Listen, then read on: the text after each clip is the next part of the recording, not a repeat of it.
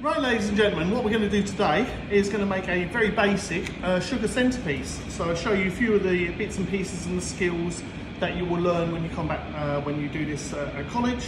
What we're going to do is just go over the very basics. Obviously in sessions we put a lot more time into it. We do a lot more different bits and pieces. We could make some rock sugar, some jellyfish, and like anything, the more time you put in something, the better the result. But moving on, off that, we'll go on to the first bit. We'll teach you a little bit about sugar. So the first things about sugar is getting your equipment ready. So I've got everything I need to hand. I've got a sugar thermometer, I've got a pan, some granulated sugar, some glucose, and a cloth because it gets very hot. Also got my weighing scales. So first thing we want to do is clean our equipment. So sugar does not like impurities. If there's any impurities in your sugar, what you will find is that it tends to crystallise. Crystallising means it all goes back into like little bits and pieces like sugar, and it's not nice and shiny and fluid, and it snaps and becomes very, very brittle. So we want to make sure there's no impurities or as little as possible. So the first thing we need to do is clean our pan. So you might think it looks quite clean already. So I've already given this a good wash out, but I'm just going to rinse it all out, fill it up with water. Doesn't matter hot or cold, hot usually gets rid of anything. I've already given this a good scrub out.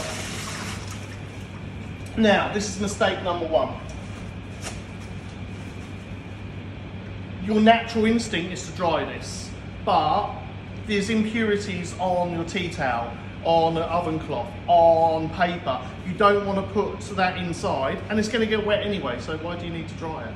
So you put this inside, you're wiping impurities from the paper inside. I'm going to need a little bit of water for the bottom, and then I've got my sugar on top.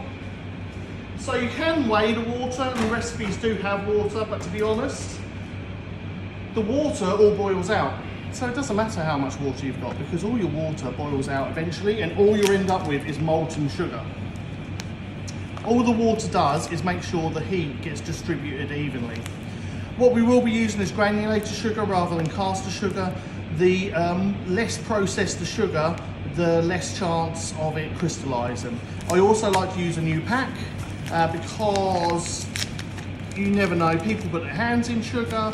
You might have somebody already making something and they've got a little bit of butter or flour and they dip their hands in for some sugar, and people put spoons in, things like that. So it's nice to open a new pack. I'm going to do 250 grams of sugar. Actually, I'm going to just do 300, looking at it. 300 grams of sugar. And then I'm going to, for a stabiliser, to try and help it not crystallise. It's not 100%, but I've got some glucose syrup. To get glucose syrup out of the pot, you want to use, if you use a spoon, the spoon gets all caught up in there, all gets gummed up, and then you've got a spoon with glucose all over it. So you want to dip your hands in some cold water, not hot because it will melt, cold water, pinch a little nugget of it, and it should just fall off your hands. Just like that. So it falls off, and you just want a little pinch of it. Again, for the recipe I've got 25-30 grams is enough. And then we're going to put this on a medium heat, not too hot, just a medium heat, and we're going to wait for that to come to the point. While we're cooking this sugar, it does take a while, we're going to be using our sugar thermometer, and our sugar thermometer, as you can see, has all the different increments, and nicely on the sugar thermometer it has it all labelled, so you don't have to memorise it. What we're looking for something called hard crack or crack on here, and that means it makes a nice crack when it breaks. It's really hard, and it is the consistency and is exactly what hard boiled sweets are made of. So if you've ever had a hard cough candy boiled sweet, it's that rock solid sugar, which is called hard crack. And as you know, when you chomp on it, if you're a chomper, not a sucker, you break it in your teeth. It cracks as you break it, and that's why it's called crack. we all the other things are for other lessons and another day, and eventually it will go to caramel. Above caramel is no good to anybody. It starts to burn, it goes black, it smokes everywhere, and everybody evacuates the building because it smells. So we will be using a sugar thermometer, nice and controlled, and we are going to be looking for 150 degrees Celsius. So there are a few tricks. I don't put the thermometer in straight away because it's unnecessary. Obviously make sure your thermometer is nice and clean. I've already given this a bit of a clean, but you don't want anything, bits of sugar from before. So you can stir sugar as it's warming up. I find you don't need to, but you can do. As soon as it starts to boil, stop stirring it though, because the more you agitate it, the more you stir it, the more chance you've got of crystallising. And crystallising is not what you want. That is the thing that we're trying to avoid. Also, as it's boiling, it's coming up to starting to boil now, it will start to spit little bits of sugar on the side of the pan. If that sugar falls back in after a while, then it's at two different stages. And when two different stages of sugar mix, it crystallises. So, to prevent that, we get a bowl of water, and we just tap water from the sink, and we just wash it down with a clean pastry brush. We just wash down our sides, and then any sugar that falls out just gets dissolved back in. So we just do that now and again. We just keep an eye on it. It does take a while, so as it sort of comes to the boil now, I'll put my sugar thermometer in, and now we wait. What does happen is it seems to take an age to get to about 120. It goes to 100 pretty quickly. You would think that it would heat evenly, but it doesn't. It goes to 100 quite quickly, then it takes ages to get to 120, 110, then it goes really, really, really quickly. So it's fast, slow, fast. So it's definitely not something that you can just put on the stove, forget about, walk away. It is something you've got to keep an eye on. Otherwise, if you go over any of the sugar stages, if you're looking for one of them and you go above, there's no going back. There's nothing you can do about it. You can either try and use it for something else or throw it away, start again. And at the end of the day, it is just some sugar and water. It's not the end of the world, but it's a pain if you're got, for time, if you've got to do a job again. No one likes doing a job twice. So keep an eye on it, brush the sides down now and again, and we'll see you when it gets a little bit more. Okay, so see, we've come up to 150 now, up to 150 degrees. It will get hotter even though it's off the stove and I've taken it off. It will continue to get hotter and hotter. Don't put this in cold water, don't put that in the sink because that's 140 degrees, it's glass. The coldness of the water will shatter that and you'll be buying another £8 for a thermometer. So just leave it on the side till it gets cool, then you can boil it up. So our sugar is sort of clear, opaque, and this is exactly what they use in the movies. So when somebody jumps through a window, cowboy gets a bottle smashed over his head in the old saloon in the Old West, it is made out of sugar glass. And it is just this. You can eat it. You might even see some B takes of people, famous actors, eating a bit of the window or something because it's just sugar and water, basically. Quite clear. So this gives us good opportunity to put some colour in it.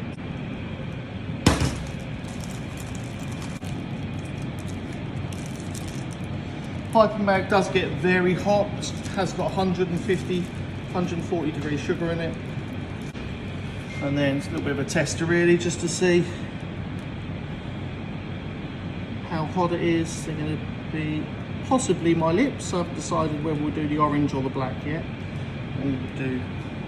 And then, so I might be able to, I was going to pipe an outline and fill it in, but we'll see just if I can do that without it running everywhere.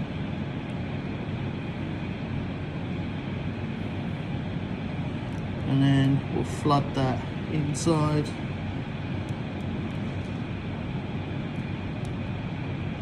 So if you've got the sugar, it'd be worth doing a spare fish. I've got a little fish as well as big fish. see if I can maybe incorporate it, we'll see. If you've got lots of time, lots of sugar, you can do a whole shoulder fish. It depends on if you're doing a big display for a hotel lobby or a restaurant, some sort of function. Done plenty of functions in the past for different companies, and they want either their logo or they want something to do with the company that they represent. So it is good fun, a little bit stressful sometimes, but it's all good fun. Okie dokie, so just going to pipe out our seaweed. So we'll do a few different sort of size strands, thick ones, thin ones. Thicker ones last a bit longer. Thinner the sugar is, the quicker it's going to get sticky and start to collapse. So usually when we do all the shapes, just do much more than you actually need. Just do some spares. So at the moment, I'm going to try and get it a little bit of a darkish colour. So I've got some black colour here. And that's just going to bubble up.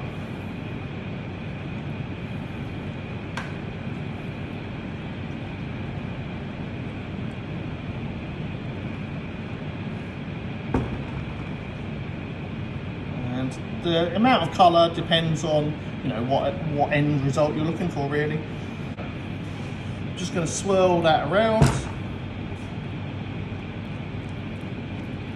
So this looks really innocent in a way. You can see it bubbling up now, but you'll see if I leave it on the side,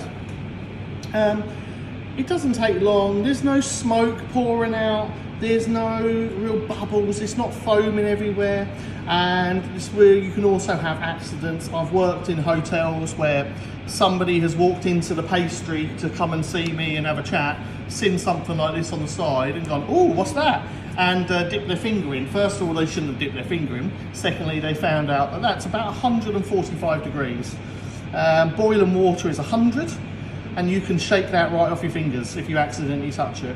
That will stick to your fingers. It hurts a lot. You only make sugar mistakes once or twice and you learn from them. So we need to make a paper cornet. Hopefully you'll learn how to make paper cornets in patisserie lessons. I go through it in level 3. We do it again and again and again until you get it.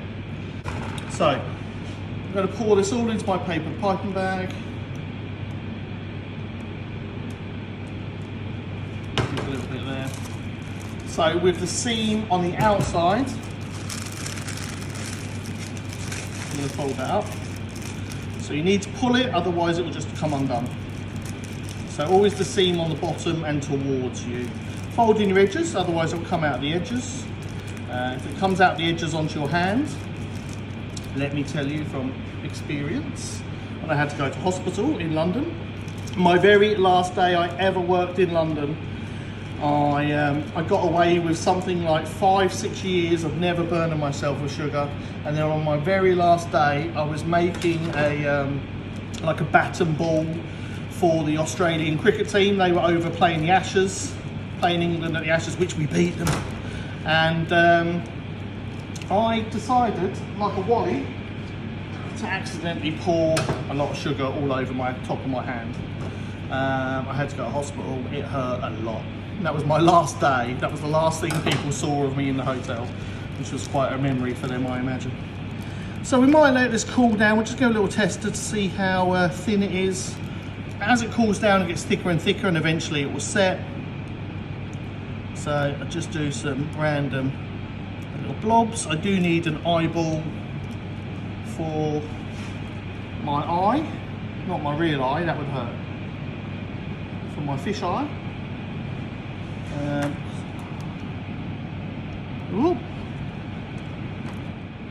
So these are my fish lips. Right, so what we want to do now is we'll do the fin. I'm going to do it upside down, which I've never done before. But what could go wrong? He says. So we'll do fin.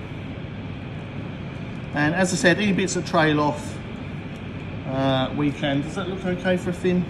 It's hard to do. Do you know what? I can't do it upside down. I'm going to admit defeat on that one. Let's change it. Ooh, Yeah, it looks okay. A little bit, maybe a little bit forward, but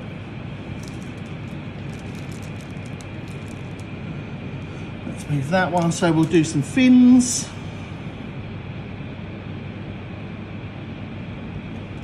We'll do a couple of fins. So you always want to make more pieces than you need. So you've got spares, you can, you know, it does break easy, you can utilise them, and at the end of the day, it's just a bit of sugar and water. That's the great thing about this sort of medium to play around with. Some stripes down here.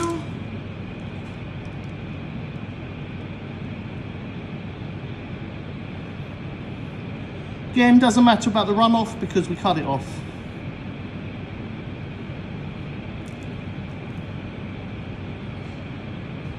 I'm not quite sure it's Finding Nemo. It's probably more trying to get away from Nemo. We'll leave that for that. We'll just do a little.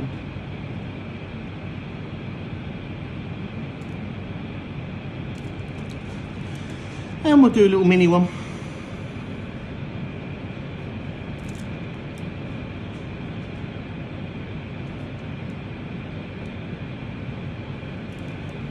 Little mini dorsal fin. Mini fins. Right, now I can put an eyeball on. Where's my eyes? That's thick enough now that I can get away with that.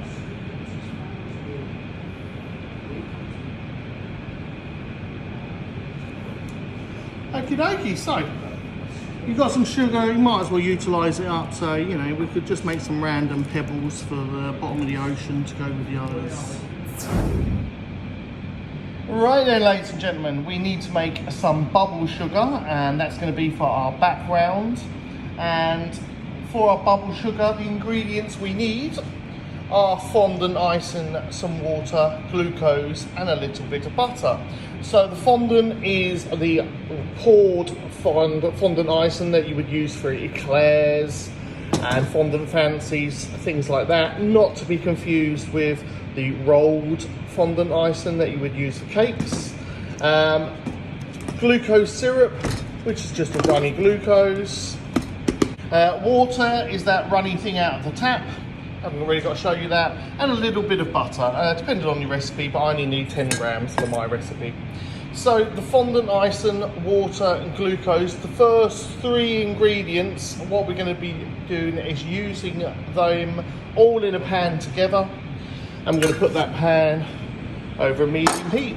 So we've got our water, fondant and our glucose over a medium heat, and we're just going to keep stirring that until it starts to move. So you can see it's starting to come to a boil now. We're going to turn the heat down a little bit, and we're going to maintain our cleanliness just by a little bit of water and a pastry brush, and we're just going to wash down the sides to make sure the sugar doesn't stick on the outsides of the pan and then re-enters back into the other sugar and causing it to crystallise. So we're just going to clean our pan as we go, and we just wash a little bit of water around the outsides. So at this stage, I don't tend not to stir it. You don't really want to aggravate the sugar any more than is necessary. So we're just going to leave that simmering, and then I'll just check the temperature just now and again. Right, so I'm going to take it off as we've got to 150. Don't put your thermometers in the sink or in cold water, because they will likelihood of breaking your thermometer. So what I'm going to do now is just chuck my butter in. That piece of butter now is just going to swirl round. That's going to make it all foamy, and this is the point where you can add some colour. So I'm just going to put a little bit of blue in, and the amount of colour depends on if you want a pastel sort of shade of sugar or if you want a darker sort of shade. So we're looking for a greeny blue kind of underwater effect, really. So I'm going to swirl that round.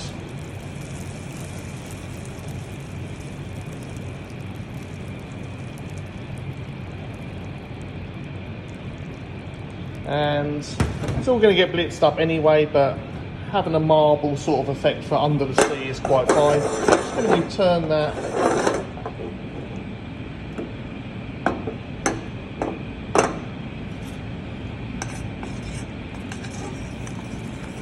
a little bit of a mix in.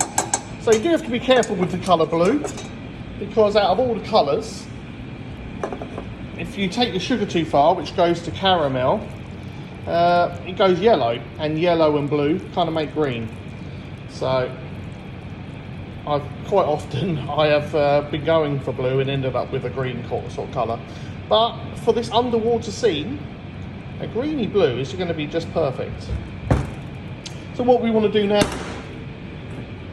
is we just poured all of our sugar over our silicone mat, and we're just going to let that cool really. Once that's cool, then we're going to robo that up and blitz it to a powder. So our sugar now is nice and cool, it's firmed up, and has the same properties as glass, so shatters. You can also cut yourself on it on the sharp edges, so do be careful. As I said before, it's exactly the same as the sort of things you see in the movies.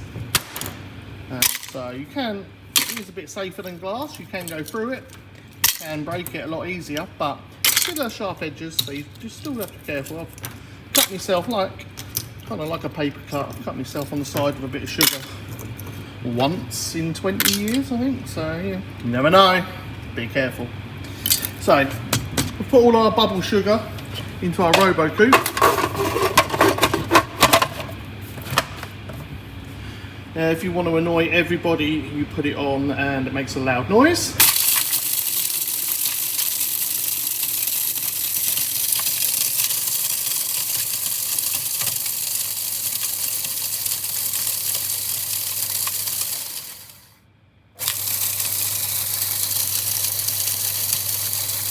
And once you've blitzed it to a complete powder, I should probably try saying that without the machine on. Once you've blitzed it to a fine powder, what you can then do is then you can start to spread that over your tray in the oven, and it bubbles up in the oven.